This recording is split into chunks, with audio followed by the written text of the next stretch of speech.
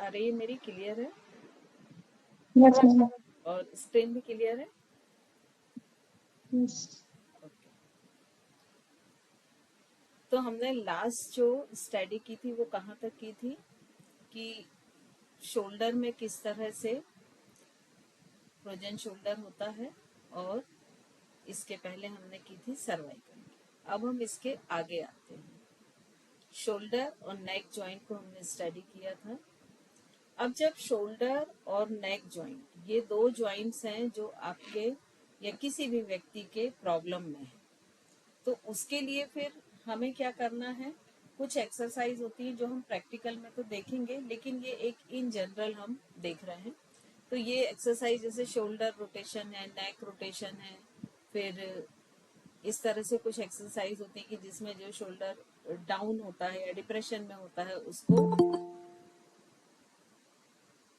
Stretching करना, उसकी कुछ इस तरह की स्ट्रेचिंग्स होती हैं। तो ये डिपेंड करता है कि किस व्यक्ति की क्या प्रॉब्लम है, उस प्रॉब्लम को देखते हुए ये सर्टेन एक्सरसाइज जो हैं, जो कि प्रॉपर नेक और शोल्डर की हैं, इनको उस व्यक्ति को प्रिस्क्राइब किया जाता है। इस तरह से आप देखिए, ये बहुत सारी एक्सरसाइज है। ये जो एक एक्सरसाइज आपको दिख रही है, ये वाली, ये एक्सरसाइज बहुत अच्छी होती है जब शोल्डर सामने की तरफ कर्व हो जाते हैं, या सी शेप शोल्डर जिसको हम कहते हैं। और ये लेट के भी कर सकते हैं और खड़े होके भी कर सकते हैं, दोनों तरह से कर सकते हैं। तो ये प्रैक्टिकल जब होगा तो हम ये सारी तरह की एक्सरसाइज करेंगे ही, बट अभी आप एक जस्ट देख लीजिए इसको। फिर कुछ ये हैं, जैसे पर्वत आसन को यदि इस तरह से थोड़ा सा चेंज करके करते हैं तो ये जो दोनों शोल्डर हैं, ये शोल्डर प्लेट बिल्कुल अपोजिट कर्व होती है, और जो सी शेप जो शोल्डर होते हैं उनके लिए बहुत अच्छी थेरेपी है। यही चीज उस आसन में आप देखें कि आप यहाँ पर आपको दिख रहा है कि शोल्डर प्लेट, दोनों शोल्डर पूरा पीछे की तरफ स्ट्रेच है। तो ये एक्सरसाइज है जो नेक और शोल्डर्स के लिए बहुत अच्छी। ताड़ासन बहुत अच्छी हो है, वृक्षासन। उसके साथ कुछ एक्सरसाइज ऐसी होती है कि जिसमें हम कुछ इक्विपमेंट की हेल्प लेते हैं। तो वो कुछ इक्विपमेंट्स जो प्रॉपर्टीज होती है वो कैसे होती है कि जैसे वॉल पर हुक्स लगाकर, और इसमें दोनों इक्वली हमने उसको स्ट्रेच किया है, बट जब वन साइडेड होता है तो वन साइडेड हम उसको स्ट्रेच कराते हैं। ये रोप थेरेपी होती है, इसमें भी यहाँ पर दोनों हाथों में स्ट्रेचिंग हो रही है, लेकिन जब जिस साइड में प्रॉब्लम होती है उस साइड की ही स्ट्रेचिंग। मैम आपकी जो पिक्चर है वो स्लाइड चेंज नहीं हुई है। ओके, मुझे भी लग रहा था कि कुछ तो भी गड़बड़ है। मुझे लगा मेरा कुछ कनेक्शन प्रॉब्लम है। सेम मुझे भी यही लगा।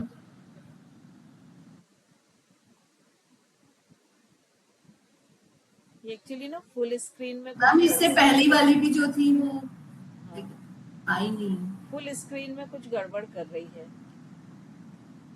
ये रीजन क्यों है मुझे नहीं समझ आ रहा है। एक बार मैं इसको ऑफ करके फिर से ऑन करती हूँ।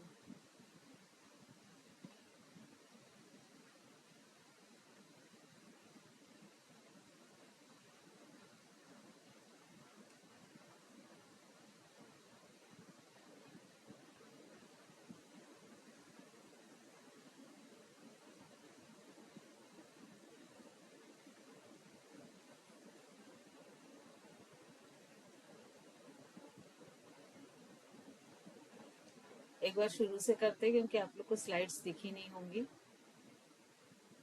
कोई भी।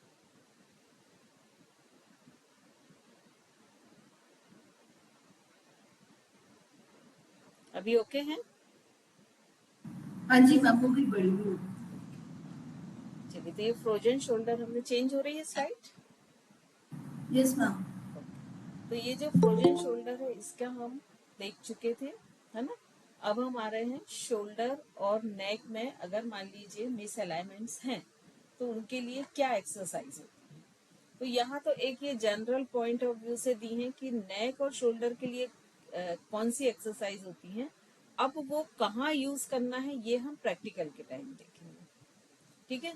तो यहाँ पर हम देख रहे हैं कि नेक और शोल्डर के लिए जो मेन एक्सरसाइज है, इसके अलावा भी बहुत सारी हो सकती हैं, लेकिन यहाँ हम कुछ एक्सरसाइज देख रहे हैं। तो जैसे शोल्डर रोटेशन, नेक रोटेशन, फिर यहाँ पर काउंटर प्रेशर क्रिएट करना जिससे कि नेक के मसल्स थोड़े से स्ट्रांग होते हैं। कुछ शोल्डर को स्ट्रेच करना, नेक अगर राइट साइड बैंड है तो उसको लेफ्ट साइड सेंटर में करना। तो ये सारे आसन्स होते हैं जिनके थ्रू पर्टिकुलर हम पहले तो डायग्नोसिस कर लें कि प्रॉब्लम है कहाँ, फिर उसके हिसाब से उसको आसन कराएंगे।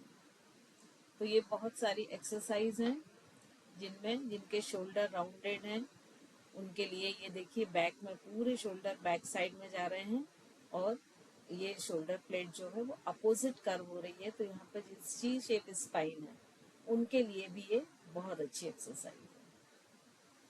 फिर इसमें मैं बता रही थी, ये पिक्चर आपको नहीं दिखा होगा, ये वाला जो पिक्चर है ये शोल्डर्स के लिए बहुत अच्छी स्ट्रेचिंग देता है। ये फ्रोजन शोल्डर, सी शेप शोल्डर सभी के लिए बहुत अच्छी एक्सरसाइज है, क्योंकि इसमें जब ये टर्न लेते हैं, करवट लेते हैं, तो ये पूरा इसका जो प्रेशर है ये इस शोल्डर पर आता है।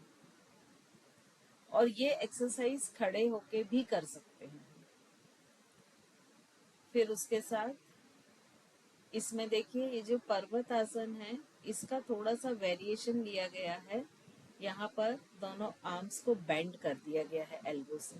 तो जब बेंड किया है तो ये कंप्लीट शोल्डर में बहुत अच्छी स्ट्रेचिंग क्रिएट हुई है और ये अपोजिट मतलब सी शेप जो शोल्डर्स हैं उनको ठीक करने में बहुत हेल्पफुल है। वही चीज ये उष्ट्रासन में हो रही है।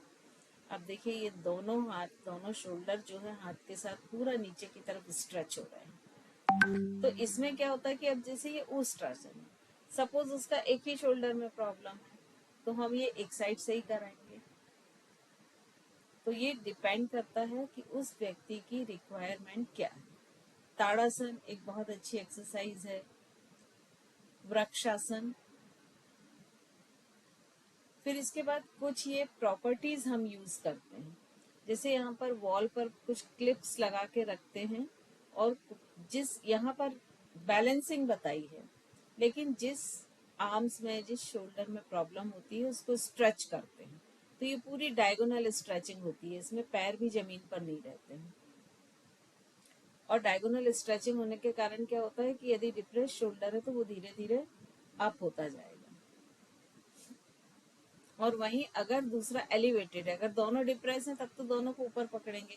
यदि दूसरा एलिवेटेड है तो ये हाथ नीचे इस एंगल को पकड़ेगा, तो ये डाउन होगा, ये स्ट्रेच होगा। सेम चीज यहाँ रोप एक्सरसाइज में है। यहाँ पर दोनों हाथ को सेम ट्रैक्शन दिया है, लेकिन ये डिपेंड करता है कि किस शोल्डर में प्रॉब्लम है, कितनी प्रॉब्लम है और क्या प्रॉब्लम है। तो जब इस तरह के रोप से एक स्ट्रेचिंग दी जाती है तो ये पूरा शोल्डर जो है और एल्बो पूरा स्ट्रेट होता है। कई लोगों का आपने देखा होगा कि एल्बो स्ट्रेट नहीं होता है, ऐसे राउंडेड होते हैं, चाहे वो सीधा करें या ऊपर करें। उसके लिए भी ये ट्रैक्शन एक बहुत अच्छी थेरेपी होता है। एक ये थेरेपी होती है, इसमें बॉडी का पूरा वेट आपके दोनों हाथों पर होता है। इसमें क्या है कि सीधे खड़े होकर आप रोप को पकड़ना है और उसके बाद धीरे धीरे लेग्स को आगे लेते जाना है। तो आपकी अपर बॉडी का कंप्लीट जो वेट है वो आपके आर्म्स पे होता है। वही चीज जो थोड़ा सा टफ कर सकते हैं उनको, अगर मान लीजिए एलिवेटेड शोल्डर है, एलिवेशन है, तो इस पोजीशन में कराते हैं तो इसमें शोल्डर दोनों नीचे की ओर खींचते हैं और वो अपनी पूरी सही पोजीशन में आ जाते हैं। जो सी शेप शोल्डर होते हैं उसके लिए एक बहुत अच्छी एक्सरसाइज ये बेल्ट एक्सरसाइज होती है। और इसमें ये रोप जो है दोनों शोल्डर्स को पीछे की ओर खींचती है। इसमें आपने देखा होगा कि आजकल जो एक वो बेल्ट या एक जैकेट टाइप का बेल्ट आता है जिसको ज्यादातर बॉडी अलाइनमेंट करने के लिए या बॉडी पोस्चर ठीक करने के लिए यूज करते हैं, तो वो बेल्ट भी आप यूज कर सकते हैं इसमें। लेकिन अगर ये बेल्ट आपके पास है तो ये भी एक बहुत अच्छा प्रॉप्स होता है शोल्डर्स को ट्रीट करने का, अलाइन करने का। इसमें कुछ इस टाइप की भी स्ट्रेचिंग होती है जो कि शोल्डर या एल्बो दोनों को स्ट्रेच करती है। ये दोनों में काम आती है। यदि सी शेप शोल्डर्स है तब भी ये ट्रैक्शन काम आता है, और यदि सी शेप एल्बो है तब भी ये ट्रैक्शन काम आता है। प्लस कुछ चीजें ऐसी होती हैं कि जैसे हम पिलो वगैरह यूज करते हैं, ये पोजीशन आप जो देख रहे हैं ना, ये पोजीशन ज्यादातर सी शेप शोल्डर और सी शेप स्पाइन वालों को होती है, कि वो जब लेटते हैं तो वो सिर को जमीन पर रख ही नहीं पाते हैं, क्योंकि यहाँ से सी शेप होने के कारण सिर ऊपर हो जाता है। तो इस तरह का सपोर्ट देके फिर उनको रखते हैं। धीरे धीरे इसकी जो मोटाई होती है वो कम करते जाते हैं। मान लीजिए स्टार्टिंग में 4 इंच से शुरू किया तो फिर 3.5 की रखते हैं, तो ऐसे धीरे धीरे कम करके उसको नीचे की तरफ लाते हैं। ये कुछ एक्सरे हैं बोन के। ये लेग बोन है। जो मिस अलाइनमेंट होता है वो इस तरह का होता है कि इसमें आप देख रहे हैं कि दोनों एक राउंड शेप बना रहे हैं, हाफ राउंडेड टाइप का हो गए हैं, और ये राउंड शेप बना रहे हैं। ये इसमें बोन्स जो है वो भी तिरछी हो जाती है। ये फ्रैक्चर है कि बोन किसी भी कारणवश ये टूट गई है बीच से और फ्रैक्चर हो गया। फ्रैक्चर भी कई तरह के होते हैं, लेकिन हमको 2 तरह के ही फ्रैक्चर समझने की जरूरत है। एक तो ये कि जो मेजर फ्रैक्चर हो गया कि जिसमें बोन बिल्कुल अलग ही हो गई है, और दूसरा ये कि जो हेयर लाइन है पतला सा हो गया। जिसका माइक अनम्यूट है प्लीज म्यूट कर लें। चेक कर लें एक बार सभी अपना माइक, और प्लीज इसको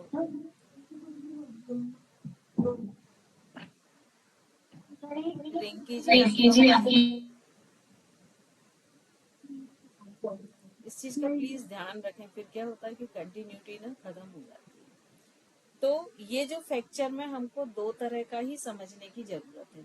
इसके साथ साथ कई बार फ्रैक्चर कैसा होता है कि जैसे 2 बोन, ये एक सिंगल बोन है, तो ये कुछ इस तरह से टूटती है कि इसका एक टुकड़ा स्किन को फाड़ते हुए बाहर आ जाता है, और कई बार वही अंदर चला जाता है।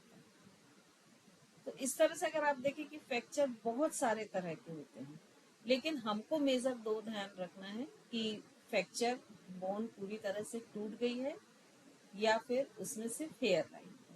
क्योंकि फ्रैक्चर जब होता है तो उसके केस में योग का बहुत रोल नहीं होता है, क्योंकि जिस भी ऑर्गन में फ्रैक्चर हुआ वहां सबसे पहले एक्सरसाइज करना ही मना होता है। तो इसीलिए हम इसको बहुत शॉर्ट में ले रहे हैं।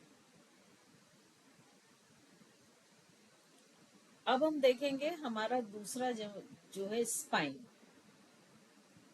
तो मिस अलाइनमेंट ऑफ स्पाइन देखेंगे तो स्पाइन जैसे आपको मालूम है कि बहुत छोटी छोटी हड्डियों से, रिंग टाइप की हड्डियों से मिलकर बनी हुई है, और ये 33 बच्चों में और 26 एडल्ट में।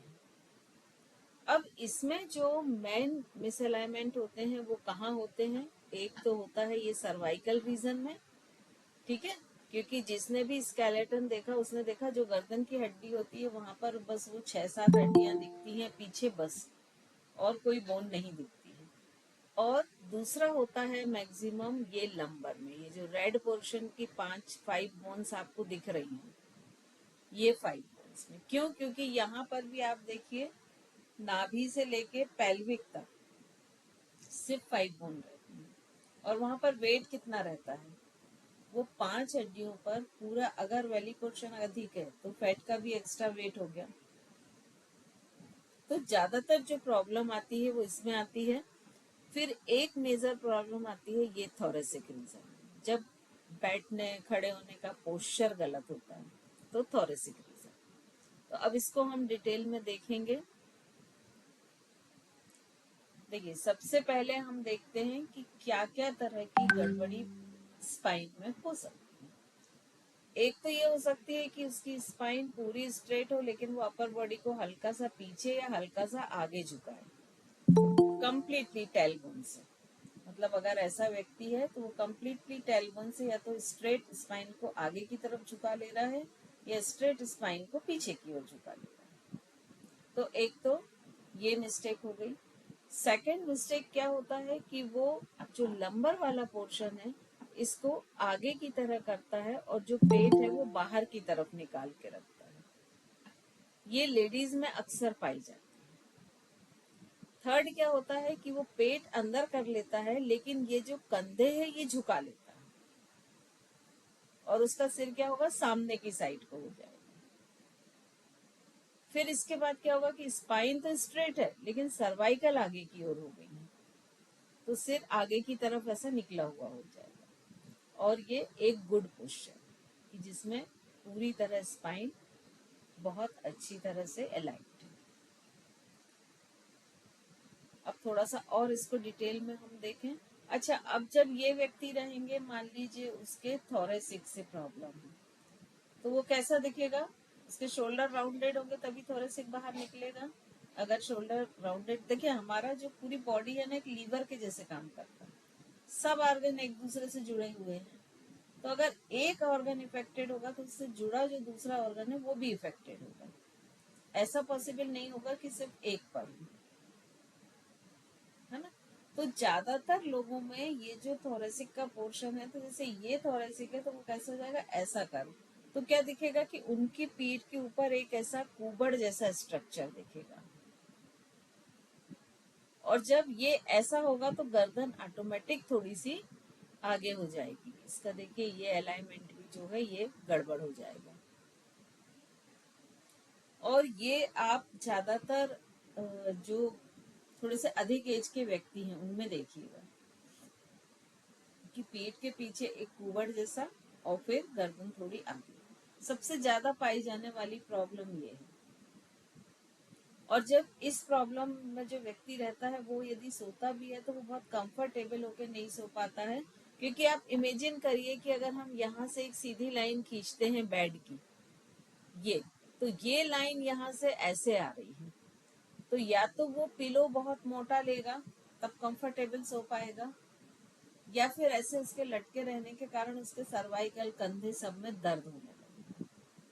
दूसरी प्रॉब्लम इसमें क्या होगी, देखिए ये पोर्शन जब बाहर निकल रहा है मतलब एक्सटेंड हो रहा है ये, ठीक है।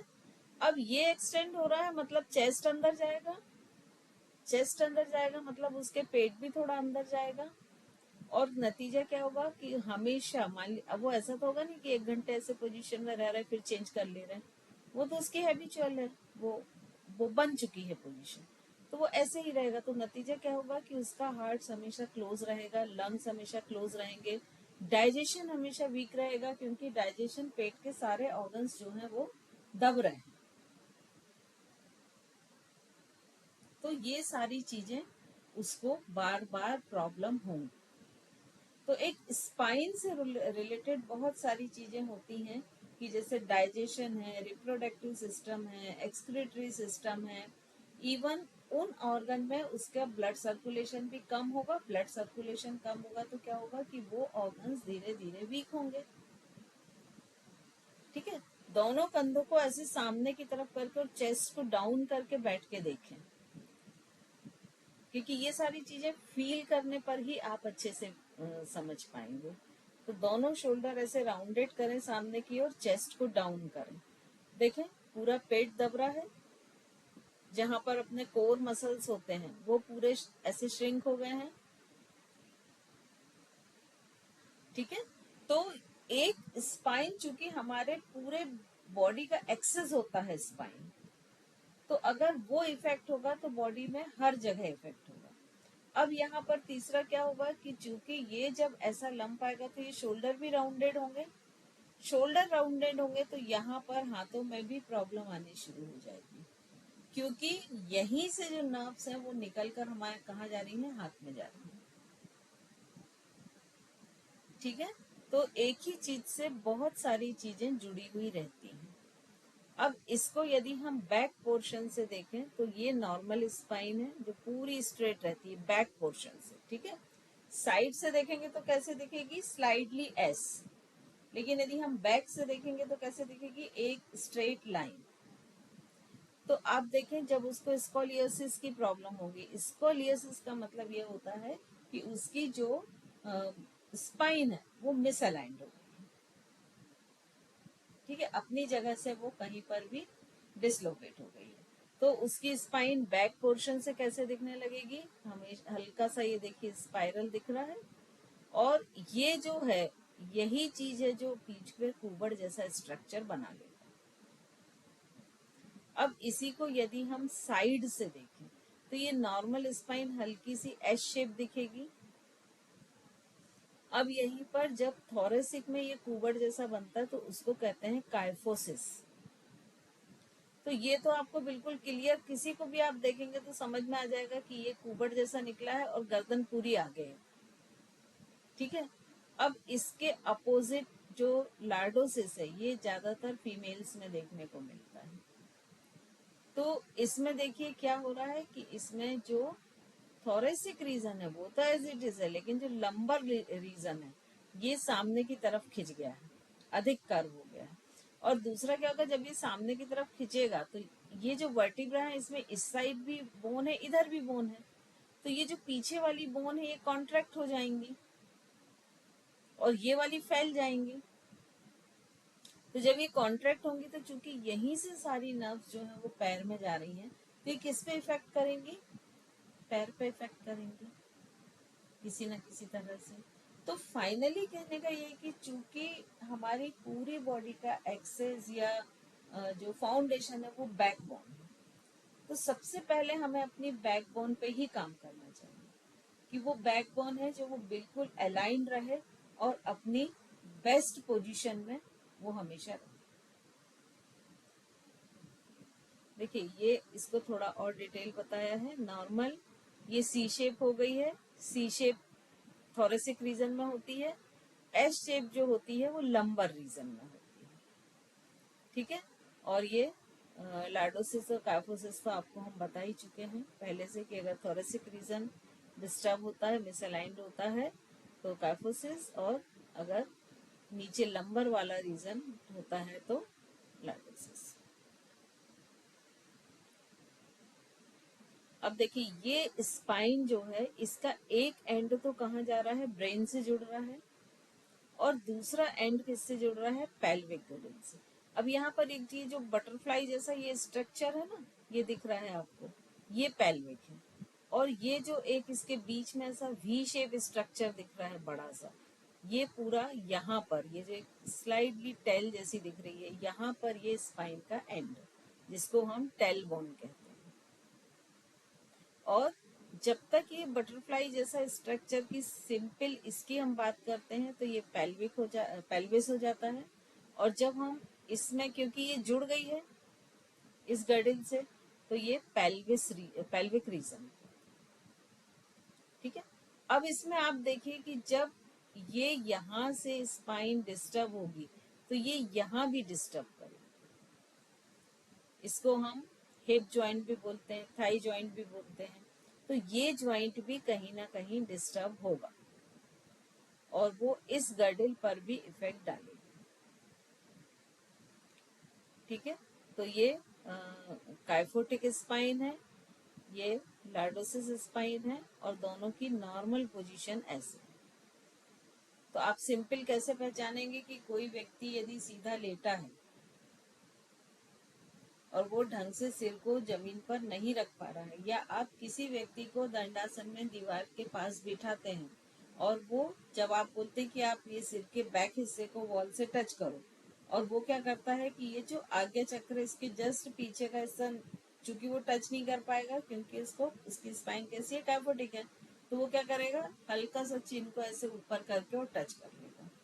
तो वो जैसे ही चिन्ह को हल्का सा स्लाइडली ऊपर करके टच करेगा, आपको तुरंत इस चीज को डायग्नोसिस करते बनना चाहिए कि इसकी स्पाइन शी शेप हो रही है।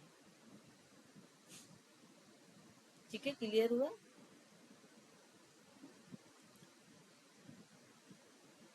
ये इस तरह का स्ट्रक्चर होता है स्पाइन की बोन का। ये देखिए बिल्कुल रिंग के जैसे स्ट्रक्चर है, फिंगर रिंग जैसे होती है।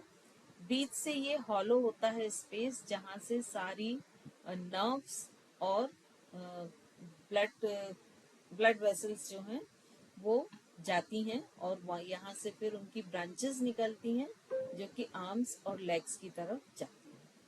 अब इसमें जो वर्टिब्रास होती हैं ये एक के ऊपर एक रखी हुई होती हैं, तो वो किस तरह का एक पिलर बना लेती हैं, बिल्कुल इस तरह का।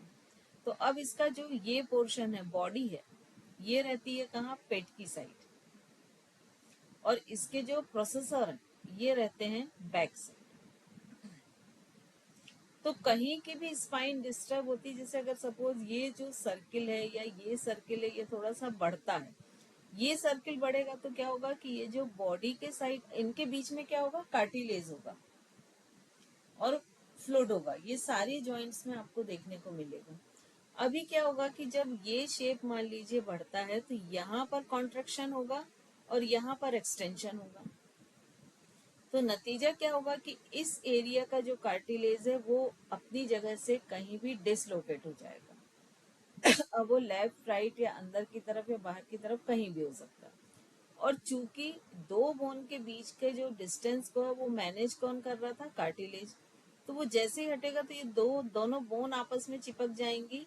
ये देखिए यहाँ पर ये जो कार्टिलेज है ये निकल गया और वहां से जो नर्व्स निकल रही हैं उसको क्या करेगी, वो बोन उस नर्व को इरिटेट करने लगेगी। और वहीं यदि हम लंबर पोर्शन में देखें तो क्या होगा कि इनमें एक्सटेंशन होगा और ये कॉन्ट्रैक्ट होंगे।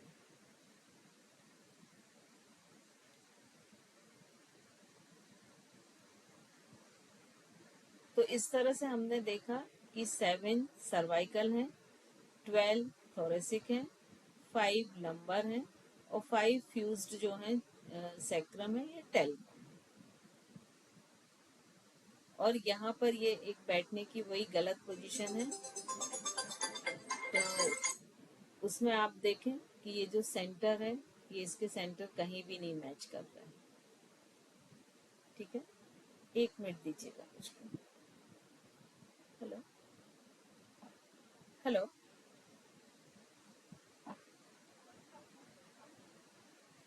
जी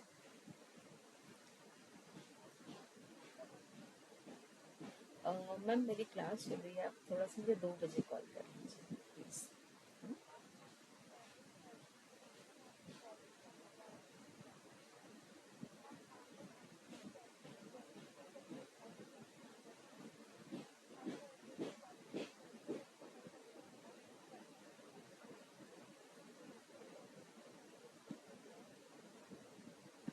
आपके पास लिखा हुआ है अभी एड्रेस?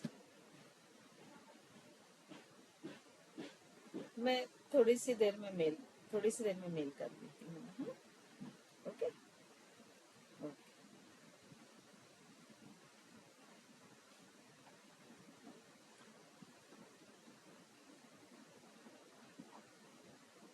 सॉरी स्टॉप हो गया थोड़ा सा।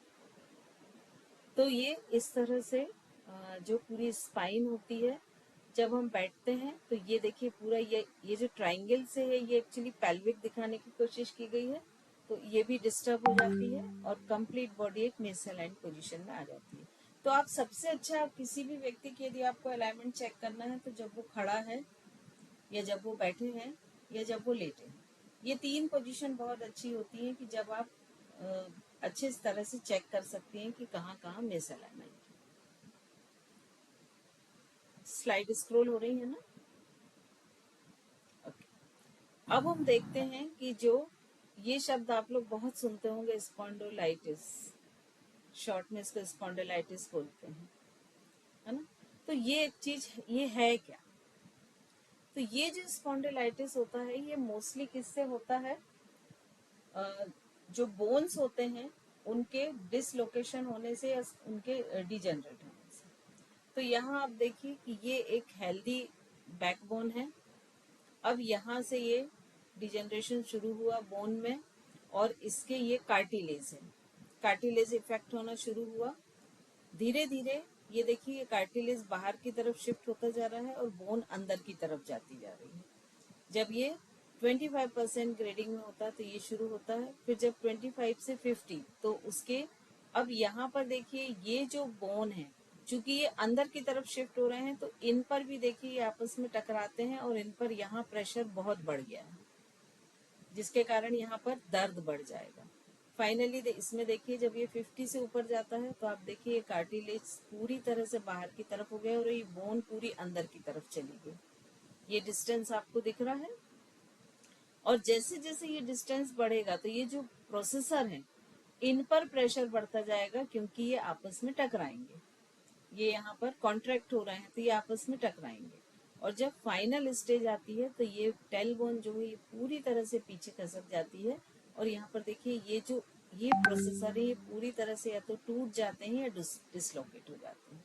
और इस पोजीशन में व्यक्ति के बैक पोर्शन में, कमर के निचले हिस्से में बहुत अधिक दर्द होता है, कई बार स्वेलिंग भी आ जाती है, और उसको बैठने में अगर कंटिन्यूएशन में बैठना हो तो पॉसिबल नहीं हो पाता कि वो 1 घंटे भी कंटिन्यूएशन में बैठ सके, क्योंकि दर्द उसका बैठने से बढ़ जाता है, या खड़े होने में भी वो बहुत लंबे समय तक खड़ा नहीं हो सकता है। तो ये स्पॉन्डिलाइटिस की स्टेजेस होती हैं।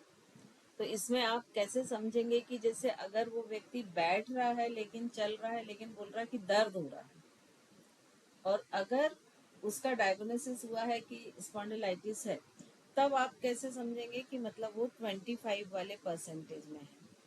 लेकिन यदि वो आधा घंटा भी बैठता है तो थोड़ा हिलने डुलने लगता है, अपने आप को एडजस्ट करने लगता है, या उसका दर्द बढ़ने लगता है, तो उससे अधिक ग्रेड में आ गया है।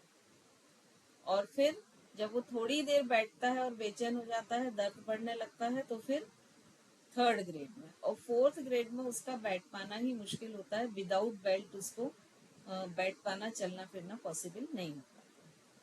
तो इस तरह से आप मेजर कर सकते हैं कि वो किस ग्रेड में।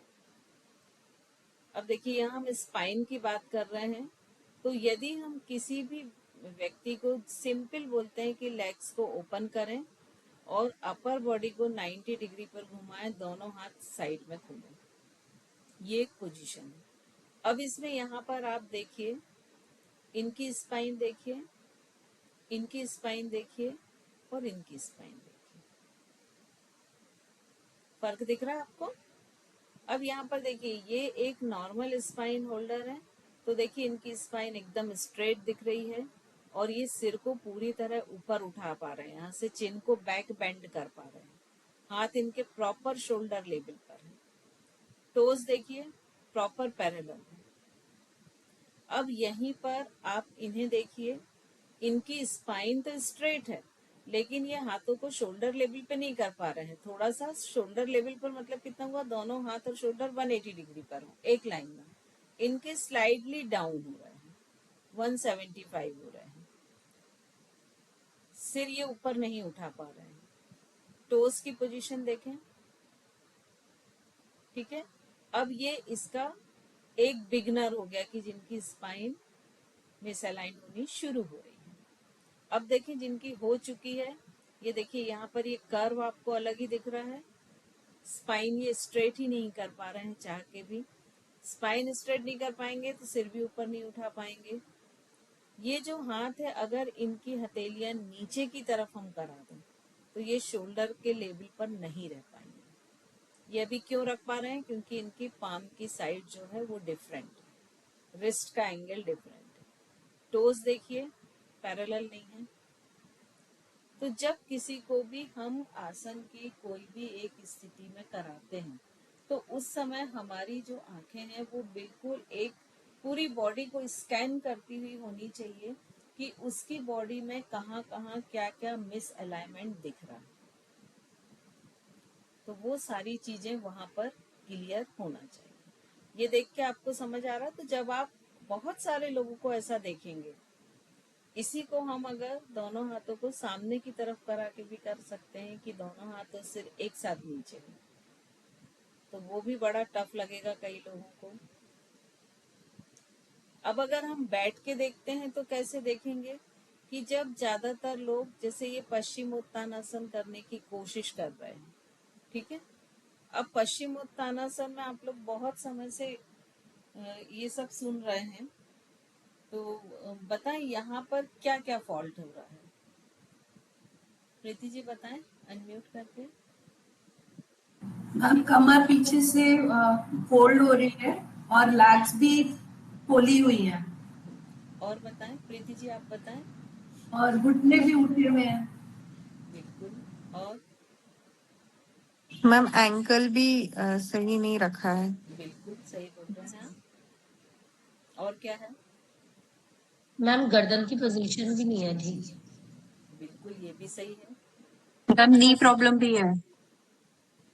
गुड, मतलब अब मैम शोल्डर्स भी ऑब्जर्वेशन डाउन चालू कर हो रहे गया हैं। है ना?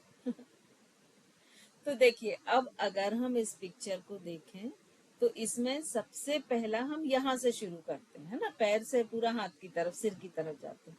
तो देखिए इनके पैर जो है, नी के नीचे जो, अगर हम सिर्फ पैर के पंजों की बात करें तो इनका जो एंकल है वो लगभग 10 डिग्री से मिसअलाइंड हो चुका है, क्योंकि ये सोल को वर्टिकल नहीं रख पा रहे, दोनों तरफ कैसे हैं, डाउन है, फ्लोर की तरफ। तो इसका मतलब कि ये जो है 10 डिग्री से एंकल इनका मिसअलाइंड हो चुका है। अब दूसरा देखें, नी के जो पीछे के मसल्स होते हैं, बैक नी मसल्स, वो ओपन नहीं है।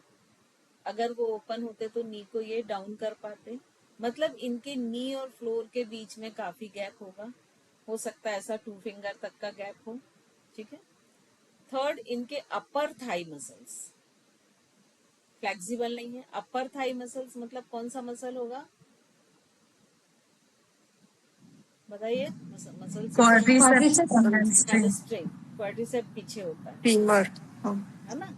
तो ये मतलब हैमस्ट्रिंग मसल है, वो भी फ्लेक्सिबल नहीं है। अगर वो फ्लेक्सिबल होता तो ये घुटने को और नीचे जाने देता, खुलने देता, ठीक है। इसके काफ मसल भी फ्लेक्सिबल नहीं है। मतलब ओवरऑल यदि हम देखें तो जो लेग मसल्स हैं वो फ्लेक्सिबल नहीं है। नाम लेके मैं इसलिए बार बार बता रही कि आप लोग बार बार सुनेंगे तो वो आप रजिस्टर कर लेंगे। अब इसके बाद देखें, इनका पेल्विक पूरा झुका हुआ है, ऐसा घूमा हुआ दिख रहा है, स्ट्रेट नहीं दिख रहा। फिर इसके बाद में यहाँ देखें, ये लंबर पोर्शन से झुक रहे हैं, दिख रहा है, ये कुबड़ जैसा एक पोर्शन। मतलब जब ये लंबर पोर्शन से ऐसे झुक रहे हैं तो ये क्या कर रहे हैं, अपने चेस्ट को, अपने लंग्स को पूरी तरह से कोलैप्स कर ले रहे हैं, बंद कर ले रहे हैं, क्लोज कर ले रहे हैं। इनके नाभि पे कर्व हो रहा, मतलब पूरा प्रेशर किस पे आ रहा है, लंबर पे आ रहा है। अब यहाँ देखिए, ये हाथ को नीचे लाते जा रहे हैं और सिर इनका जिस तरह से खिंचा हुआ है कि सर्वाइकल पे भी प्रेशर है। तो कहने का मेरा मतलब है कि ओवरऑल यदि हो सकता है इसकी फ्लेक्सिबिलिटी ना हो, ये जरूरी नहीं है, क्योंकि बहुत सारे भाई आपके पास पेशेंट आई तभी रहे कि उनकी फ्लेक्सिबिलिटी नहीं है, लेकिन ये जो टेक्निक कर रहा है वो इतनी गलत ढंग से कर रहा है कि बहुत जल्दी निकट भविष्य में लंबर प्रॉब्लम शुरू हो जाएगी, या सर्वाइकल की प्रॉब्लम शुरू हो जाएगी, या नी प्रॉब्लम शुरू हो जाएगी। तो झुक कितना पाते हैं वो मैटर नहीं कर रहा, मैटर ये कर रहा है कि टेक्निक आपकी कैसी होनी चाहिए। अब इस पिक्चर में देखें, यहाँ पर लेग्स की पोजीशन काफी ठीक हो गई है, ठीक है, लेकिन ये क्या है, फ्लोर से वर्टिकल नहीं है, परपेंडिकुलर नहीं है, मतलब एंकल के जो मसल्स हैं वो फ्लेक्सिबल नहीं है। क्योंकि एंकल के मसल्स फ्लेक्सिबल हैं कि नहीं देखने के लिए क्या होता है कि जैसे अगर इनका ये ऐसा परपेंडिकुलर इधर आते, ठीक है, तो ये अपनी राइट पोजीशन में आते, और ये अंदर की तरफ तो हो ही नहीं पाएंगे इनके, क्योंकि अभी सही पोजीशन में ही नहीं आ रहे।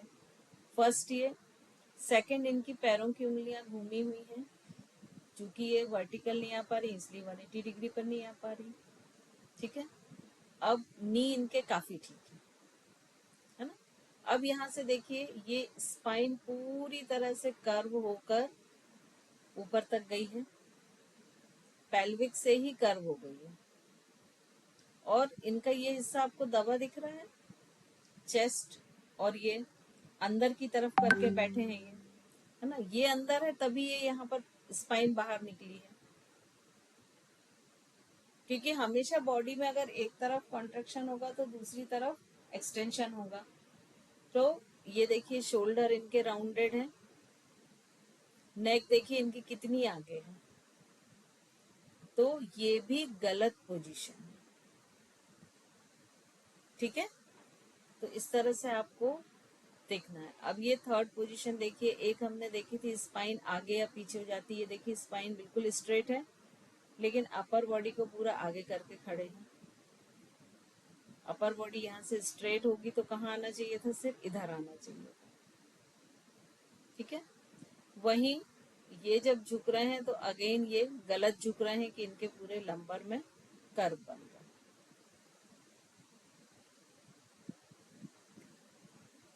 अब जिनके लंबर में जिनके थोरेसिक रीजन में कर्व होता है, सी शेप होता है, तो उनके साथ क्या होता है कि जब उनको हम इस तरह से सुपाइन पोस्चर में लेटने को बोलते हैं, तो ये सिर्फ दिख रहा है थोड़ा सा डाउन हो गया है, चिन अप हो गई है, ये पोजीशन में ये लेट पाते हैं।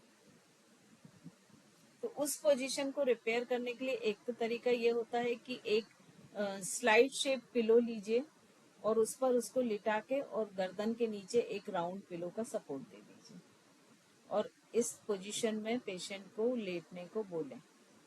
जब वो लंबे समय लेटेगा तो धीरे धीरे ये जो स्पाइन है, अगर स्टार्टिंग है तो फिर वो स्पाइन जो है धीरे धीरे करके मैनेज हो जाएगी और ठीक हो जाएगी। लेकिन वहीं अगर मान लीजिए वो बहुत हार्ड हो चुकी है ना, तो फिर शायद ये काम नहीं आएगा।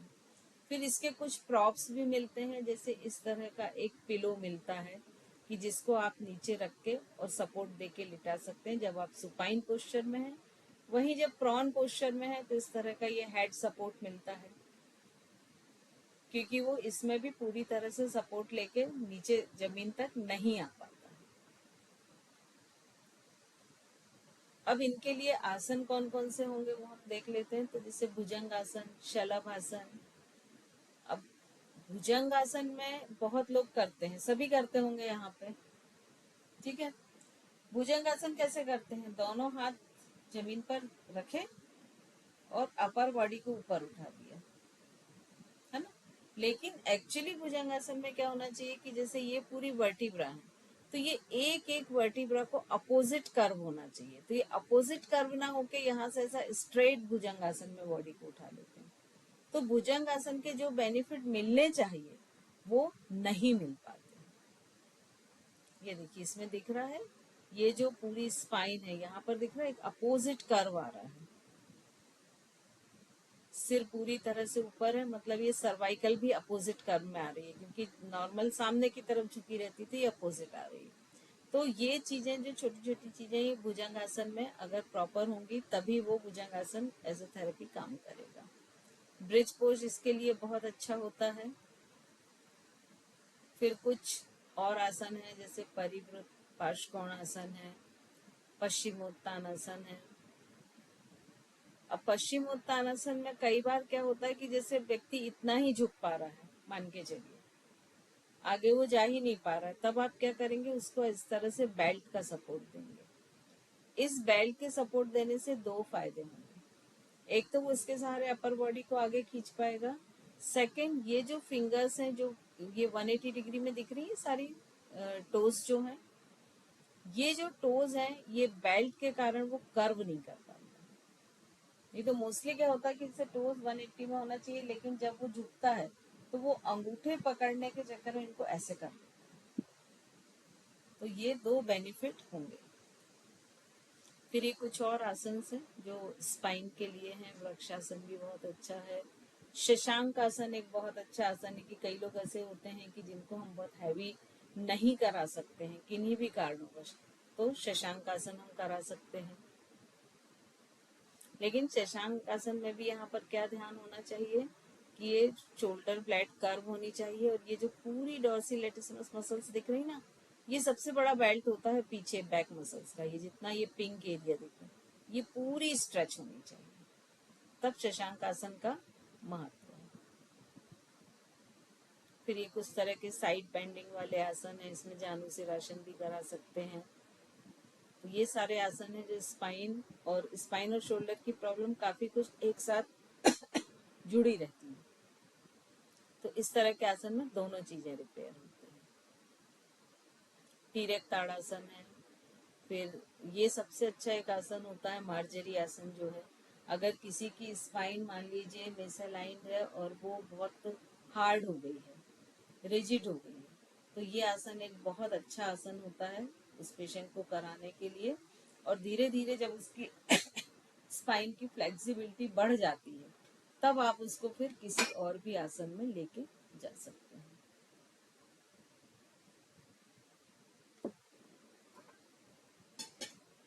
फिर और आगे देखते हैं हम। धनुरासन है, ये वैरियर पोज है। फिर एक इस तरह का आर्च होता है, ये कुछ प्रॉप्स मैं आपको दिखा रही हूँ जो थेरेपी में यूज करते हैं। ये वुडन का बना हुआ एक स्ट्रक्चर होता है और इस वुडन स्ट्रक्चर पर उन लोगों को लिटाते हैं जिनकी स्पाइन को स्ट्रेट करना है। तो वो किस तरह से होता है, देखिए ये जो पीस है इस पे फुट रेस्ट कराते हैं और धीरे धीरे इसको ये जो बीच के वुडन ब्लॉक्स हैं उनको पकड़ते हुए उसे कंप्लीटली लेटने के लिए बोलते हैं। तो आप देखिए जब ये कंप्लीटली लेटते हैं तो ये पूरी स्पाइन अपोजिट साइड कर्व हो रही है।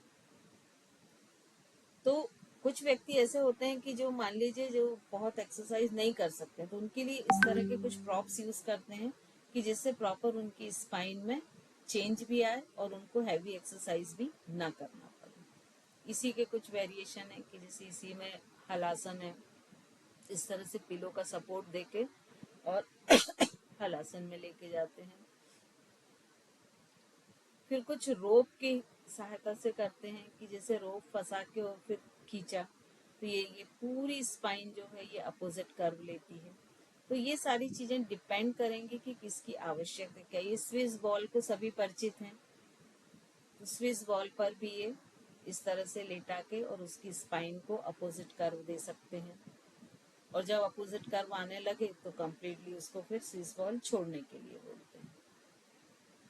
कुछ इस तरह के रोप बेल्ट एक्सरसाइज हैं कि जिनके थ्रू स्पाइन को कर सकते हैं। यहाँ पर देखिए इसमें भी शोल्डर के साथ साथ ही पूरी स्पाइन खिंच रही है। तो ये दोनों पोस्चर भी हम स्पाइन की स्ट्रेचिंग के लिए या ट्रैक्शन के लिए यूज करते हैं। तो इस तरह से ये पूरा स्पाइन का जो था कंप्लीट मिस अलाइनमेंट और उसे हम कैसे अलाइन कर सकते हैं।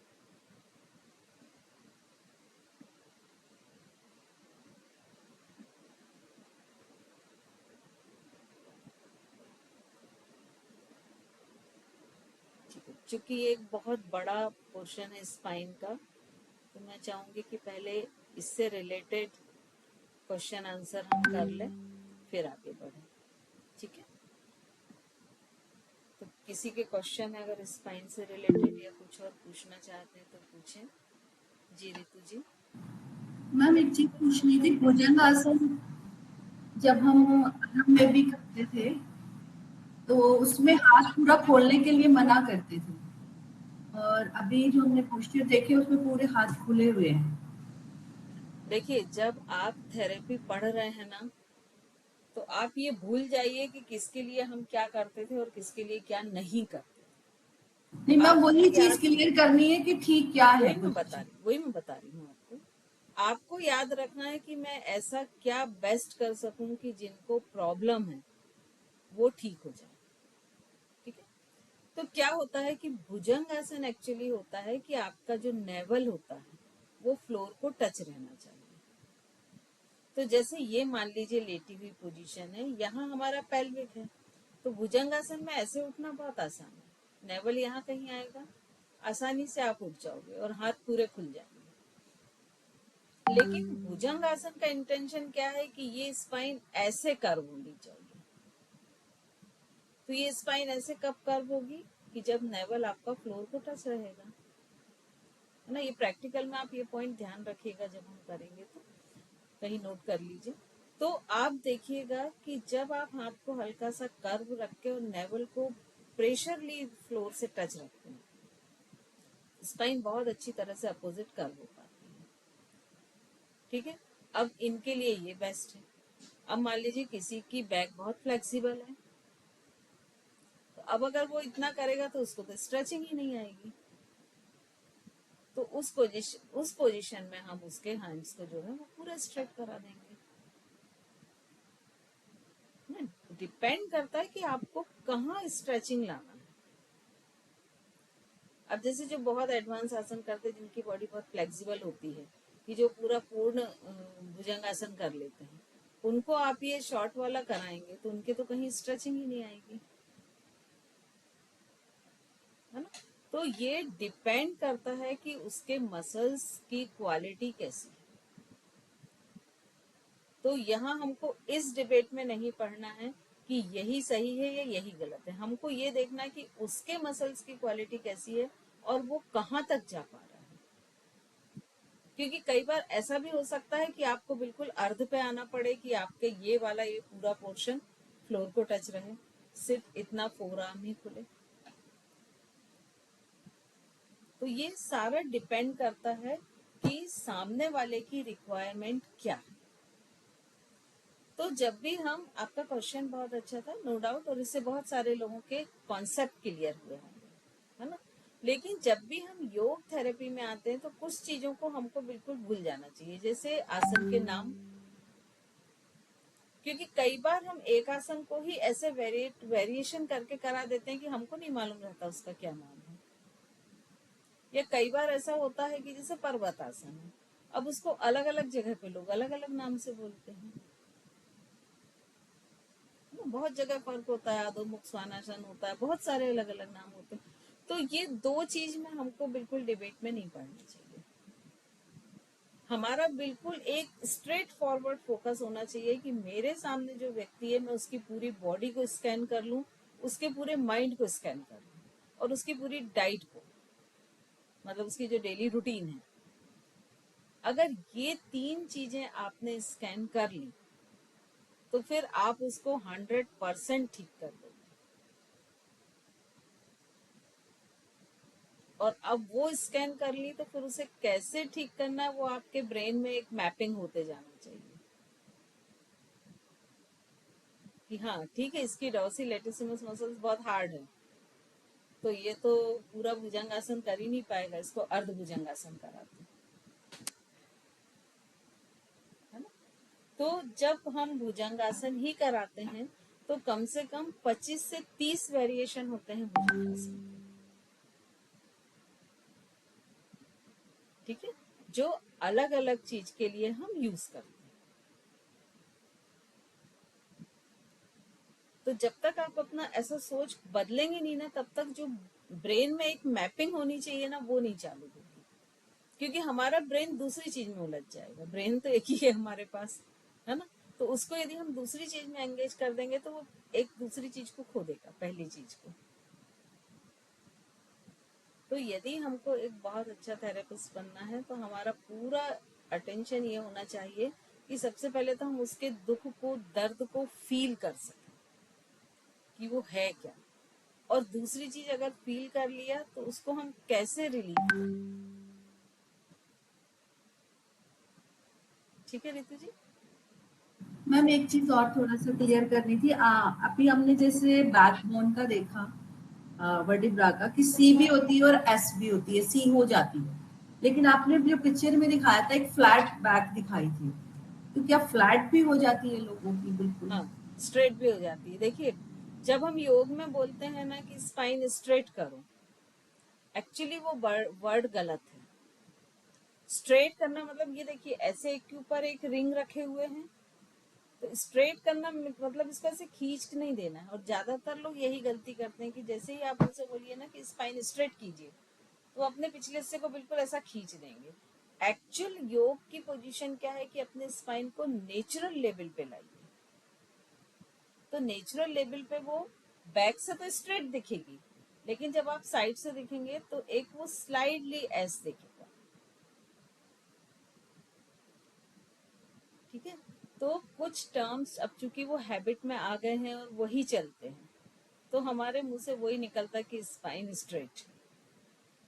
लेकिन अगर उसमें हम जोड़ दें कि स्पाइन नेचुरली स्ट्रेट, तो वो चेंज हो जाएगा। और ये जैसे एक पिक्चर आपको दिखाया था कि जो आगे की तरफ जिनकी अपर बॉडी है पीछे की तरफ झुकी रहती है, उनकी स्पाइन अक्सर स्ट्रेट रहती है। तो उसके लिए भी आपको कर्व डेवलप करने पड़ेंगे,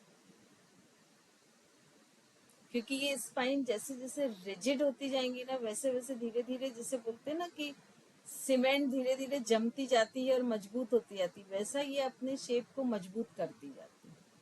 तो जितना लेट वो व्यक्ति योग में आएगा उतना उसको मुश्किल होगा वापस लेके जाना। जैसे छोटे बच्चों की बोन होती है ना कि आप कुछ भी करो तो बहुत जल्दी मोल्ड हो जाएंगी, आपकी और हमारी थोड़े देर में होगी। ऐसे अगर और एज में जाए तो फिर थोड़ा रिस्क फैक्टर भी हो जाता है कि वीक भी हो जाती है, तो हम उनको बहुत प्रेशर भी नहीं दे सकते।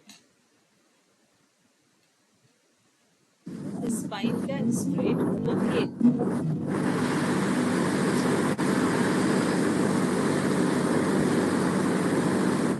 नहीं, मुझे एक चीज पूछनी थी। हाँ, एक मिनट, हैंड रेस करें, उसके बाद आप पूछें। श्वेता जी। मैम जैसे जिनको लंबर कर्व होता है तो वो ठीक हो सकता है? बिल्कुल कर्व, देखिए बस वहां फर्क ये है कि वो कब ज्वाइन कर रहा है।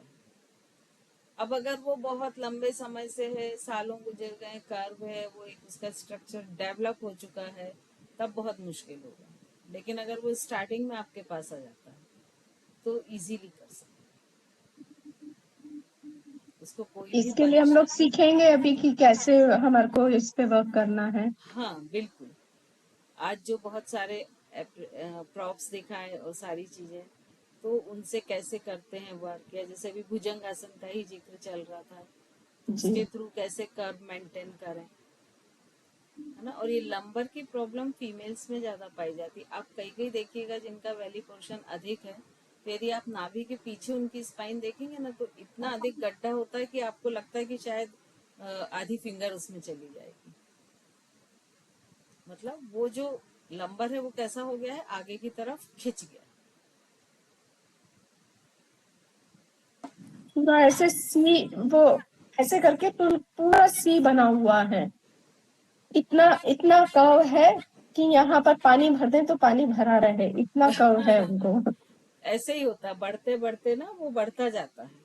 और अगर आप स्टार्टिंग में, जैसे खासकर आपको नजर किस पे रखना चाहिए, बच्चों पर, कि जो यंग हो रहे हैं तो उनका पोस्चर कैसा है।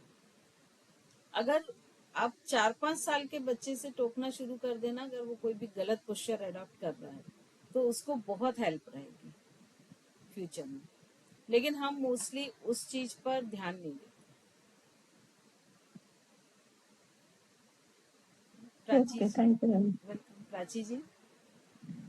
मैम जैसे अगर कर्व चेंज हो गया है हमारा, जब हमको धीरे धीरे करेक्ट करेंगे, हालांकि हम काफी धीरे धीरे करेंगे, पर क्या ये प्रोसेस पेनफुल भी हो सकती है? क्योंकि अगर देखा जाए हैमस्ट्रिंग अगर बहुत टाइट हो तो उसमें काफी लोगों को दिक्कत होती है ठीक करने में। एक्चुअली ये जो स्टेज होती है ना, इसको हमको पहले ये देखना पड़ेगा कि उनके मसल्स का रिजिड अमाउंट क्या है।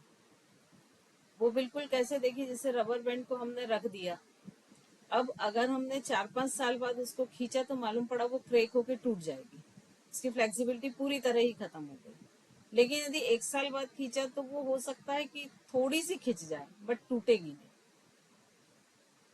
तो हमको देखना पड़ेगा उनकी रिजिडनेस क्या है मसल्स की, है ना। और वो सीधा सा उसका रहता है कि जैसे ही आप उनसे कुछ करने बोलेंगे, झुकने बोलेंगे, तो उनके फेस पे एक पेन आ जाएगा, उनके फेस के एक्सप्रेशन चेंज होने लगेंगे।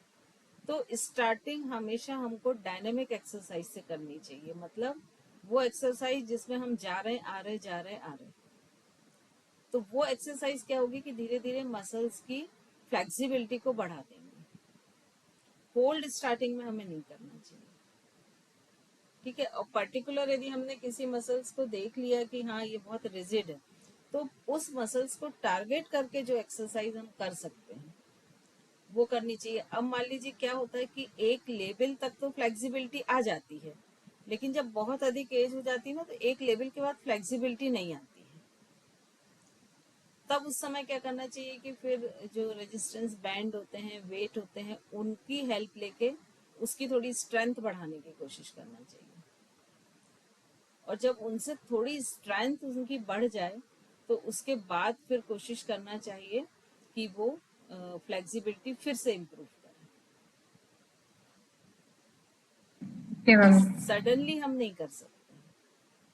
तो इसीलिए मैंने जब शुरू की थी क्लासेस, तो आपको बोला था कि सबसे पहले आपके पास जो भी व्यक्ति आए उसको बिल्कुल बोल दें कि मेरे पास कोई मैजिक नहीं है, आप पेशेंसली मुझे 8 से 10 महीने देंगे तो ठीक है, मैं कर सकती हूँ। अदरवाइज दोनों का टाइम और पैसा वेस्ट है। मैम एक्चुअली जब मेरे नीज का रोटेशन थोड़ा सा आउटसाइड हो गया था ना, तो उसको ठीक करने में ना कोई भी आसन मतलब मैंने बहुत शुरुआत में तो मैंने बहुत कम कम टाइम के लिए किया था, लेकिन वो बहुत ही पेनफुल प्रोसेस था, इसलिए मैंने स्पाइन का भी पूछा। वो आपने शायद बहुत जल्दी चेंज करने की कोशिश की होगी। अच्छा, हम हमेशा थोड़ा स्लो जाते हैं, ओके। क्योंकि मैं अपना पर्सनल बता रही हूँ कि मेरा ये टारगेट रहता है कि व्यक्ति को भले ही 0 एडवांटेज हो, लेकिन कोई मतलब ऐसा उसकी हानि या उसके कोई पेन है या उसकी कोई डैमेजेस है वो बढ़ने नहीं चाहिए। तो बहुत स्लो यदि आप जाएंगे तो बहुत अच्छे रिजल्ट मिलेंगे। दीप्ति जी। नहीं, जैसे कई बार क्या होता है कि नीचे जो L4 या L5 की जो स्पाइन की जो होती है वहाँ 2-3 बोन्स जैसे बाहर निकल जाती हैं, तो वो किस रीजन की वजह से होती है और इसको मतलब कैसे ठीक कर सकते हैं? वही है, डिसलोकेशन का होता है कि उनका जो कर्वेचर है वो चेंज हो गया है, बोन डिसलोकेट हो गई है। तो जब स्किन पतली होती है, मान लीजिए उस एरिया में फैट बहुत अधिक नहीं है, तो वो बाहर से भी फील होंगी कि अब वो उनने अपनी जो जगह है वो चेंज कर ली है ना। तो सबसे बेस्ट होता है कि उसके लिए पहले एमआरआई या एक्सरे कराएं, जो भी जिस स्तर तक, जिस स्टेज तक वो डैमेज है उसके लिए जो बेस्ट है वो कराएं। और उसमें जब आप देख लें कि कहाँ डैमेज है, कितना डैमेज है, या डिसलोकेशन किधर है, किस साइड है, तो उस हिसाब से फिर आप शुरू करें एक्सरसाइज। तो ये ठीक भी हो सकता है एक्सरसाइज से? बिल्कुल। अब जैसे सपोज देखिए, मान लीजिए इस तरह की वर्टिब्रा है, एक वर्टिब्रास रखी हुई है। अब सपोज ये ऐसे डिसलोकेटेड है, मानते हैं ना, हमने एक्सरे और उसमें देख लिया। अब अगर हम इसको कोशिश करें कि कुछ इस तरह की स्ट्रेचिंग दें कि ये ऐसे करके इस तरह से स्लिप हो, ये तो ये धीरे धीरे अपनी जगह शिफ्ट करेगी, ओके। है ना। लेकिन अगर हम इसको मान लीजिए ये है और ऐसी स्ट्रेचिंग दे देंगे, तो उसका जो डिसलोकेशन है वो क्या हो जाएगा, बढ़ जाएगा, बढ़ जाएगा। है ना। तो हमेशा अगर हम पहले उसके एक्सरे या एमआरआई जो भी उसने कराई है, इवन डॉक्टर भी अपने प्रिस्क्रिप्शन पर नोट कर देता है, तो आपको बिल्कुल जरूरी नहीं कि एमआरआई देखते बनता हो या एक्सरे देखते बनता हो, सिर्फ उसमें वो जो सजेशन लिख कर देते हैं है ना, उससे आपको पता चल जाएगा, क्योंकि सजेशन में वो स्पष्ट लिखते हैं कि क्या प्रॉब्लम है। हो सकता है एक दो टर्मिनोलॉजी आपको ना समझ में आए तो नेट की हेल्प ले लें कि उसका क्या अर्थ है। तो जो उसके बीच में जो हमारा फ्लूड वगैरह होता है तो वो भी इफेक्ट करता है कहीं ना कहीं? फ्लूट के ही कारण तो स्मूथनेस है। स्मूथनेस है। तो ये अब डिपेंड करता, देखिए सिर्फ अभी बोन थोड़ी सी डिसलोकेट हुई है, या वो कार्टिलेज भी हो गया, या वो कार्टिलेज रैप्चर ही हो गया कि उसका फ्लूड भी निकल गया, तो ये अलग अलग स्टेज है, अलग अलग स्टेज है, ठीक है। है ना। फिर फ्लूड बहुत सारी चीजों से रिपेयर भी हो जाता है। कुछ ऐसे शैशे वगैरह आते हैं इसमें एलोपैथी में, कुछ मेडिसिन हैं कि उनको लेने से वो फ्लूड वापस जनरेट होने लगता है। ओके। तो मतलब ये एक मिला जुला प्रयास रहता है, क्योंकि हम कभी भी किसी को ये नहीं बोल सकते कि आप डॉक्टर के पास मत जाइए या मेडिसिन मत लीजिए। हम हमेशा ये बोलते कि नहीं, आप लीजिए और उसके साथ ये करिए, है ना। ठीक है। पर्णिका जी। मैम, जैसे आपने लॉर्डिसिस प्रॉब्लम बताई, ज्यादातर फीमेल में होती है, तो ये जैसे टाइप ऑफ सैंडल पहनने से, हील पहनने से भी होती है कि जो हील्स ज्यादा बिल्कुल, पहनते हैं? हाई हील से जो लंबर है, अगर और हाई हील में यदि मान लीजिए वैली पोर्शन अधिक है सपोज, या हिप्स बहुत हैवी है या थाइज बहुत हैवी है, तो वो स्पाइन पे इफेक्ट डालेगा। क्योंकि जब आप हील पहनते हैं ना, तो आपकी बॉडी ऐसे आगे की तरफ आती है, तो उससे क्या होता है कि आपके एंकल का अलाइनमेंट चेंज होता है। एंकल का होगा तो नी का होगा, नी का होगा तो पेल्विक रीजन का होगा, और पेल्विक रीजन से ही स्पाइन जुड़ी हुई। तो हिप रीजन भी बाहर आ जाता है हील हाँ, से? ये सारी चीजें चूंकि एक दूसरे से जुड़ी हुई हैं, तो वो सभी पे इफेक्ट आएगा उसका कुछ ना कुछ। ऐसा संभव नहीं होगा कि एक ही पे। तो इसीलिए आप देखिएगा डॉक्टर्स वगैरह तो मना ही करते हैं कि आप हील्स मत पहनिए ज्यादातर, तो हमेशा कोशिश ये करना चाहिए कि हील्स आप ओकेजनली पहने, ऐसी जगह पहने जहां पर जाने के बाद आपको चलना कम है। जैसे हम पार्टीज में जाते हैं या कोई फंक्शन में जाते हैं तो हमको मोस्टली उसी ग्राउंड में मूव करना होता है, तो उस समय आप हील्स पहने। बाकी जब आपको मालूम है कि नहीं मुझे बहुत चलना है, या जैसे मार्केट जा रहे हैं सपोज, तो मुझे थोड़ा चलना भी पड़ेगा, तो फिर उस समय कोशिश करें कि जो कंफर्टेबल हो वो फिर। इसके लिए तो जो फ्लैट हील्स जो आती हैं, जो आगे और पीछे जो सेम रहता है, जिसका लेवल सेम रहता है, वेजेस बोल रहे हैं आप? हाँ, तो वो भी मतलब ठीक नहीं रहती क्या? नहीं, वो आप पहन सकते हैं वेजेस, वो पहन सकते हैं। अगर सॉक्स कंफर्टेबल है तो फिर पहन सकते हैं। प्रीति जी।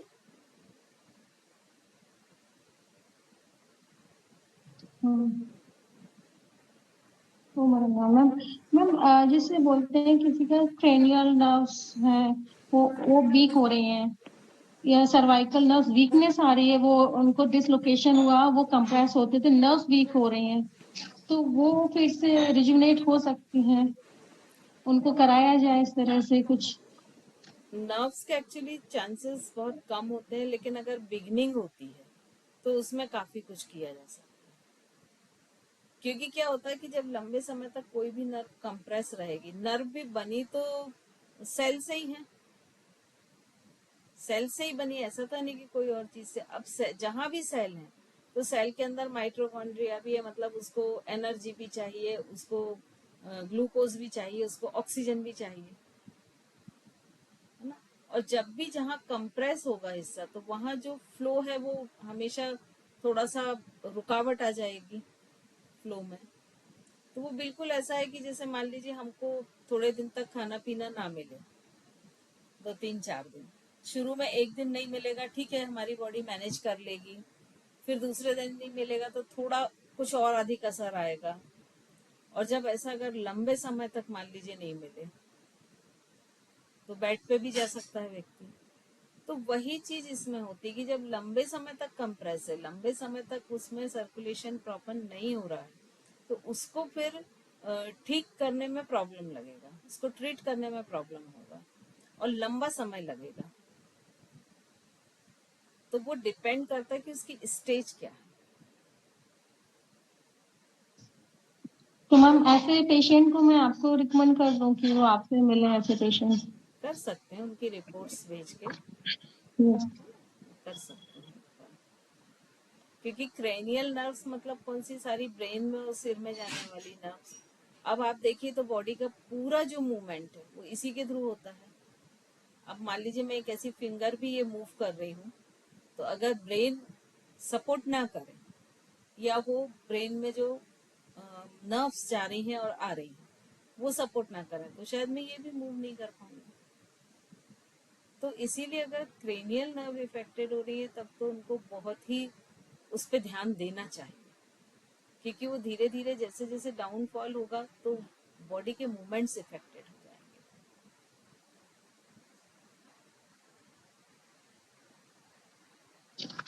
मैम तो ये क्रेनियल नर्व्स ब्रेन में भी सप्लाई कर रहे हैं पूरा आपके क्रेनियम का, और फिर वो वही आपके हैंड्स में भी जा रहे हैं ना, तो उनको जैसे जो फ्रोजन शोल्डर या सर्वाइकल स्पॉन्डिलाइटिस हो रहा है, तो हाँ, दोनों वो हाथों में सारी जो बिल्कुल, प्रॉब्लम आती है। क्योंकि जो अगर सर्वाइकल से रिलेटेड है तो सर्वाइकल से ही नर्व ऊपर जाती हैं सिर में, और सर्वाइकल से ही हाथों में जाती हैं दोनों, तो दोनों चीजें इफेक्टेड होंगी ही।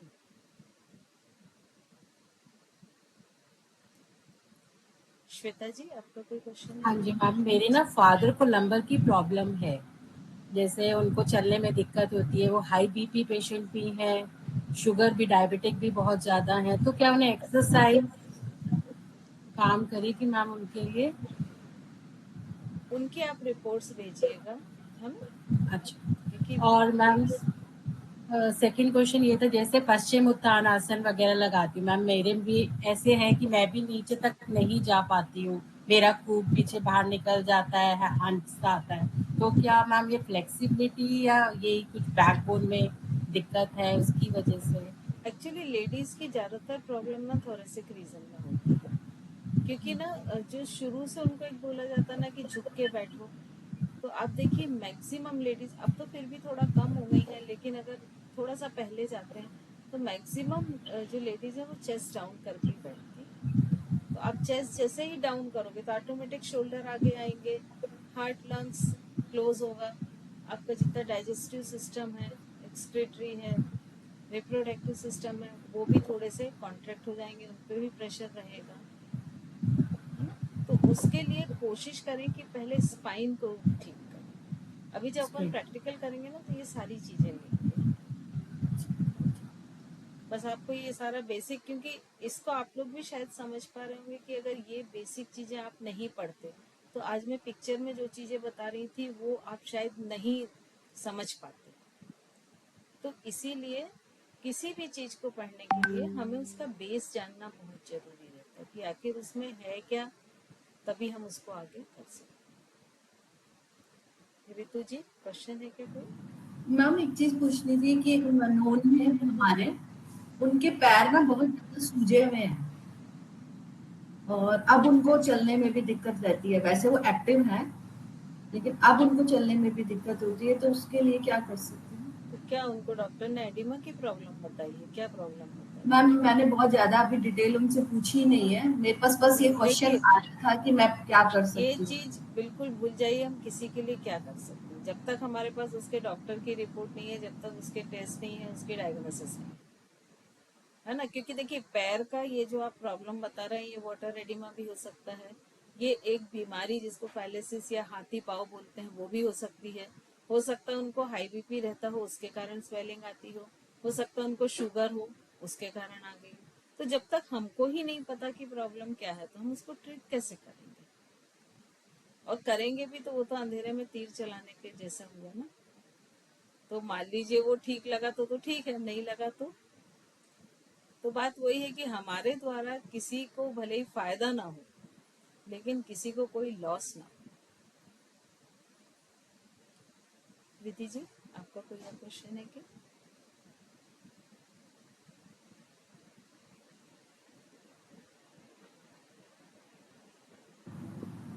ठीक है, चलिए, और किसी के हैं क्या क्वेश्चन? क्योंकि अगर किसी के हैंड रेस मुझे नहीं दिख रहे होंगे तो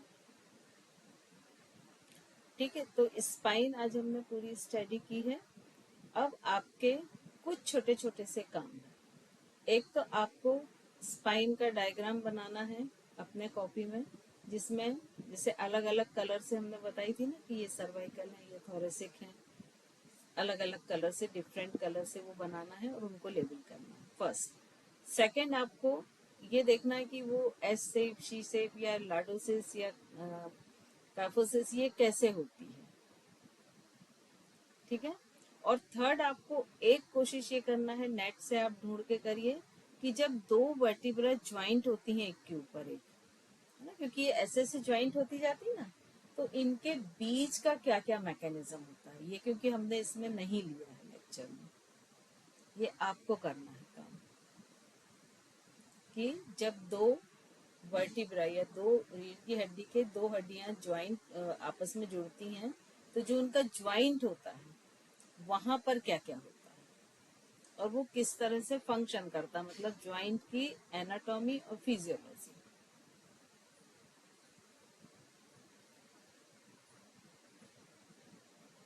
क्लियर है सभी को? तो ये एक तो ये हो गया। सेकंड, ये अब आपको पर्टिकुलर स्पाइन को वॉच करना शुरू करना है, क्योंकि एक बार आप स्पाइन को वॉच करने लग गए ना तो बाकी चीजें इतनी कोरिलेटेड होती हैं आपस में कि उनको आप खुद समझना शुरू कर दोगे। तो कोशिश करिए कि आपके आसपास, जैसे हम मान लीजिए मूवी गए, हमको 10 मिनट वेट करना है, तो हमारे आसपास क्राउड होगा ना, कुछ बैठे होंगे, कुछ खड़े होंगे, कुछ चल रहे होंगे, तो हम उनको ऑब्जर्व करें। या कई बार हम फ्रेंड्स के ही साथ बैठे रहते हैं, या रिलेटिव्स के साथ बैठे हुए हैं, या फैमिली मेंबर्स के साथ बैठे हुए हैं। हाँ, ये ध्यान रखें कि हर को एडवाइस देने ना पहुंचे, ठीक है, क्योंकि ये हमारा असेसमेंट है, हम ऑब्जर्व कर रहे हैं। लेकिन कई बार क्या होता है ना कि जब मुझे कोई प्रॉब्लम नहीं है कुछ भी, और आप बोलोगे कि आपका ये ऐसा, तो कई बार ऐसा भी हो सकता है कि व्यक्ति इरिटेट हो जाए। तो हमेशा एडवाइस उसी को दें जो आपसे ले, अदरवाइज ना दें, क्योंकि वहां आप अपनी वैल्यू भी कम कर रहे हैं, और चूंकि आपकी वहां वैल्यू नहीं हो रही तो वो आप जो देंगे उसकी भी वैल्यू नहीं होगी, क्योंकि वो दोनों चीजें आपस में जुड़ी हुई हैं। तो बहुत सारा ऑब्जर्वेशन करें, फोटोज पुराने एल्बम निकालें, उनमें देखें। जरूरी नहीं एक आपकी ही फोटो है, आपकी सिस्टर की हो सकती है, मदर की हो सकती है, किसी की भी हो सकती है। तो जिसकी भी आपको मिल जाती कि नॉर्मल खड़े हुए हैं या बैठे हुए हैं, उसको आप ऑब्जर्व करें। तो उससे क्या होगा कि आपका ऑब्जर्वेशन पावर बढ़ेगा, वो हैबिट में आने लगेगा। और जब ऑब्जर्व करें तो ये भी जरूर करें कि अब इसके लिए मैं क्या करूं, क्योंकि ये क्वेश्चन जब तक नहीं होगा ना तब तक आपके ब्रेन में वो मैपिंग शुरू नहीं होगी कि किसी का भी देखा, अच्छा ये मिसअलाइनमेंट है, अब इसको मैं कौन से मसल्स इसमें इफेक्टेड हो रहे हैं और उन मसल्स के लिए मैं क्या कर सकती हूँ। ठीक है, तो ये फोटोज का कम से कम 10-10 फोटो सभी लोग इस तरह का करके रखें, तो जब हम प्रैक्टिकल सेशन में जाएंगे तो उनका हम यूज कर पाएंगे। ठीक है, अंकुर जी कुछ बोल रहे हैं?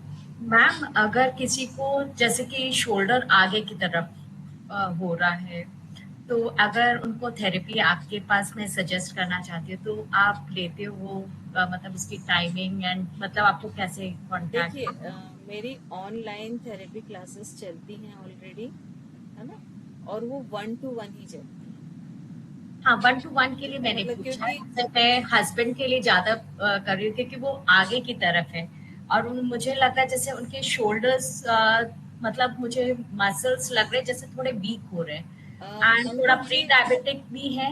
आपके पास जो उनके रिसेंट फोटोग्राफ होंगे ना, ऐसे कैजुअली कहीं भी खींचे हुए कुछ हाँ फंक्शन, जी। वो आप भेजिएगा, ओके। है ना, और बाकी प्रॉब्लम वही मेंशन कर दीजिएगा, और जो है ना, तो हम जो बेस्ट कर सकते हैं वो मैं आपको सजेस्ट करूँगी। हालांकि एक बहुत बड़ी प्रॉब्लम हमारे साथ ये होती है, इंक्लूडेड मी, कि घर में वैल्यू नहीं होती है, घर में हम बोलते भी रहेंगे तो वो चीजें कोई नहीं करेगा, लेकिन बाहर लोग पे करके कर देते हैं, तो ये इसीलिए मैं प्रॉब्लम। बोली मैम कि आपको मतलब आपको वो कंसल्ट करें, मतलब मैं उनको रिकमेंड करूँ तो ज़्यादा इम्प्रूवमेंट होगा क्योंकि बिल्कुल, दूसरों से वो जल्दी कैच कर लेंगे। एक बार आप भेज दीजिएगा तो मैं देख लेती हूँ, फिर हम आगे बढ़ते हैं, है ना।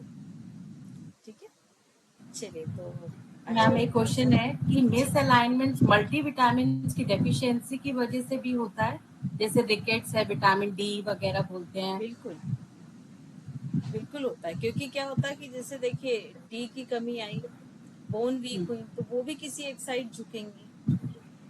जैसे हमारी लेग्स बोन है, एक के ऊपर एक है, या हमारा स्पाइन है कि एक के ऊपर एक बोन है, अगर वहाँ कैल्शियम की कमी हुई तो वो पोरसी होंगी, जिसको अपन ऑस्टियोपोरोसिस बोलते हैं। अब पोरसी होंगी तो मान लीजिए कभी लोड पड़ा, कहीं टूटी या कहीं से घिस गई, तो वो भी एक बहुत बड़ा रीजन है। तो इसीलिए जो मैं बोल रही हूँ ना कि हम मेडिकल को कभी भी अवॉइड नहीं करते, उनकी जो मेडिसिन चल रही है वो एज इट इज चलने देंगे। क्यों? क्योंकि डॉक्टर जो इसके डॉक्टर होते हैं ना, बोन्स के, उनके पास बहुत मेडिकल मतलब ऑप्शन नहीं होते हैं मेडिसिन के। उनके पास ऑप्शन क्या होता है? मल्टीविटामिन, विटामिन D3, कैल्शियम, या फिर कुछ इन्फ्लेमेशन है, या मसल्स रिलैक्सेशन है, कुछ जो मसल्स को रिलैक्स करती हैं, या जो जॉइंट्स के फ्लूइड होते हैं वो रीजनरेट हो जाए, वही चीजें होती हैं। या फिर सर्जरी होती है, या प्लास्टर होता है कि जब कुछ फ्रैक्चर या कोई चीज आ जाती है। तो इस तरह के मतलब अपन हमेशा डॉक्टर को साथ लेके चलते हैं। तो ऑब्वियसली अगर ऐसी कोई प्रॉब्लम है तो डॉक्टर उनको वो विटामिन, उससे रिलेटेड विटामिन तो देगा ही ना एज अ मेडिसिन, तो वो अपने आप रिकवर हो जाता है मेडिसिन मतलब से। पहले साथ साथ विटामिन भी चलेंगे और हम एक्सरसाइज को भी साथ में बिल्कुल, रखेंगे। क्योंकि हम कभी पहले भी किसी को ये नहीं बोलेंगे कि नहीं नहीं आप तो मेडिसिन बंद कर दो, मैं सब ठीक कर दूंगी, है ना। जो उनकी मेडिसिन चल रही है, जो डॉक्टर की एडवाइस चल रही है। और जब आप ऐसा करेंगे ना तो उस व्यक्ति का ट्रस्ट आप पर आएगा।